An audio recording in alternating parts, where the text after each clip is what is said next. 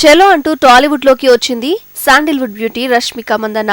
Gita గోవిందంతో youth గుండెల్ని కుదిపేసింది. సరలేరు నీకెవరు అంటూ అమ్మడి షోలకు షేక్ అయిపోయారు తెలుగు ప్రేక్షకులు.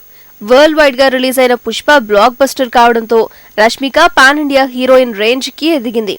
దీపం ఉండగానే ఇల్లు చక్కబెట్టుకోవాలి అనే సామెత ఈ అమ్మడికి బాగా ఉంటబట్టినట్టుంది.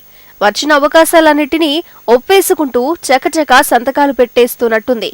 టాలీవుడ్ శాండిల్వుడ్ తో పాటు బాలీవుడ్ లోనూ పాగా వేస్తుంది. పుష్ప సీక్వెల్ గా రూపొందుతున్న పుష్ప 2తో మరోసారి పాన్ ఇండియా రేంజ్ లో తన సోయగాల విందు చేయబోతోంది. Mega power star Ram Charan హీరోగా గౌతమ్ తిన్ననూరి రూపొందించే పాన్ ఇండియా మూవీలో కూడా ఈ ముద్దుగుమ్మ మెరవబోతుంది. ఇలా గ్లామర్ హీరోయిన్ గా పీక్స్ లో ఉంది అమ్మడి కెరియర్. క్రేజీ ప్రాజెక్ట్స్ తో బిజీగా ఉన్న వేళ రష్మిక ఓ రిస్క్ చేస్తుందంటున్నారు విశ్లేషకులు. ఇంతకీ రష్మిక చేస్తున్న రిస్క్ ఏంటంటే, మన్మధుడు 2 లాంటి ఫ్లాప్ ని అందించిన దర్శకుడు రాహుల్ రవీంద్రన్ డైరెక్షన్ లో నటించడానికి గ్రీన్ సిగ్నల్ ఇచ్చిందట. డైరెక్టర్, నటుడు అయిన రాహుల్ రవీంద్రన్ సమంతకు స్నేహితుడు కావడం విశేషం. ఇదొక పీరియాడిక్ డ్రామా అని టాక్. 1995లో అప్పటి భారత ప్రధాని పివి నరసింహారావు పలు ఆర్థిక సంస్కరణలు చేపట్టారు.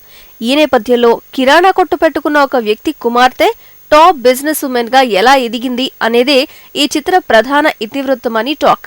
ఈ సినిమాను గీతా ఆర్ట్స్ అనుబంధ సంస్థ గీతా ఆర్ట్స్ 2 బ్యానర్లో బన్నీవాసు నిర్మిస్తున్నారు.